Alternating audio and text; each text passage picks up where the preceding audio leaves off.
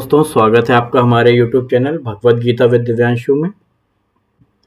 सबसे पहले मैं आप सभी लोगों को होली की बहुत बहुत मुबारकबाद देता हूं या बधाइयां देता हूं। उम्मीद करता हूं राधा रानी आपके जीवन में सभी खुशियां दें और आपके जीवन को अनेक रंगों से भर दें। तो आज हम आए हैं अपने भागवत गीता प्रथम अध्याय के 9वें श्लोक में। हम धीमे धीमे करके पूरे श्लोक कंप्लीट कर रहे हैं। एक दिन का एक श्लोक का हमारा टारगेट रहता है। हमारा मुख्य उद्देश्य केवल आपके अंदर इंटरेस्ट जगाना है। इस प्रकार से मैं हर श्लोक को रिप्रेजेंट कर रहा हूँ कि जिससे आपको थोड़ा सा हर एक शब्द का अर्थ पता चले और आपको इंटरेस्ट आए थोड़ा सा। ठीक है, तो हम लोग अब शुरू करते हैं बिना समय गवाए।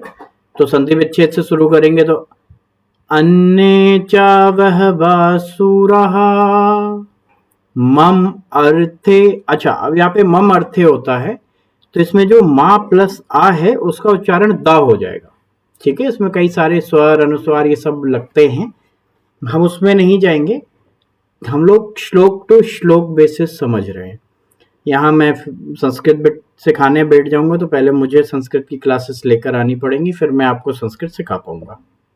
ठीक है, तो जैसे जैसे श्लोक में जहाँ जहाँ जैसा अनुस्वार वगैरह जैसा आता जाएगा मैं आपको वहाँ वहाँ आपका क्लियर करता रहूंगा।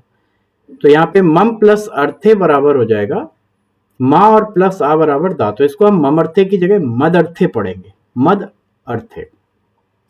फिर ये हो गया त्यक्त जीवितः नाना शस्त्र प्रहरणः सर्वे युद्ध विशारदः।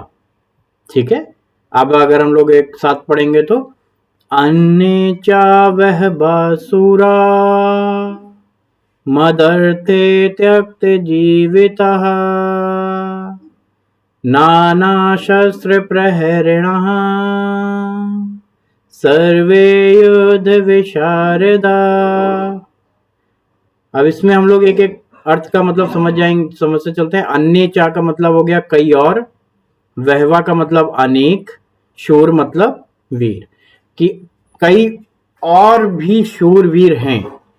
मदरते मतलब मेरे लिए, त्यक्त जीविता त्याग दिया हुआ जीवन। त्यक्त जीविता मतलब त्यक्त मतलब त्याग और जीविता मतलब जीवन।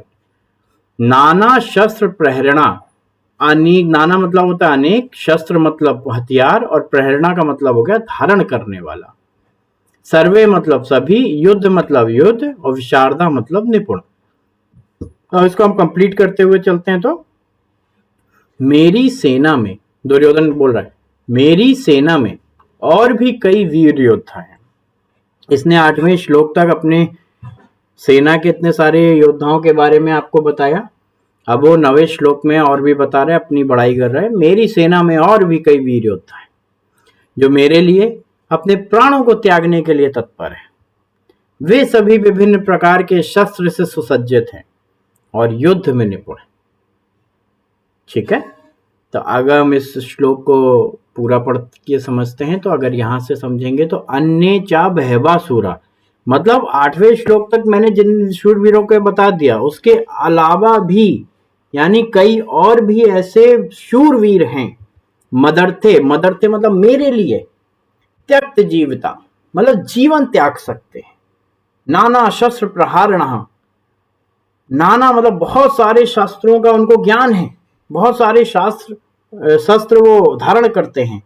सर्व और सभी युद्धों में निपुण हैं, फिर भी मेरे एक बार कहने पे अपना जीवन त्यागने को रेडी है। ऐसे ऐसे महावीर, ऐसे ऐसे शूरवीर मेरी सेना में हैं। ये बोल रहे थे दुर्योधन अपने गुरु द्रोणाचार्य से। तो आगे के जो श्लोक होंगे उनमें हम लोग एक एक करके दुर्योधन ने क्या कहा, अर्जुन ने क्या कहा, फिर धीमे धीमे भगवान श्री कृष्ण भी बताएंगे। तो एक एक करके मैं इसलिए चल रहा हूँ ताकि थोड़ा इंटरेस्ट बना रहे। आप जुड़े रहिए हमारे साथ में। मैं आपको भागवत गीता को इस तरीके से कर दूंगा ना कि आपको मजा आएगा पढ़ने में। मुझे आ रहा है तो मैं मानता हूँ आपको भी आएगा। तो चलिए आज के लिए इतना ही। धन्यवाद, नमस्कार, राधे।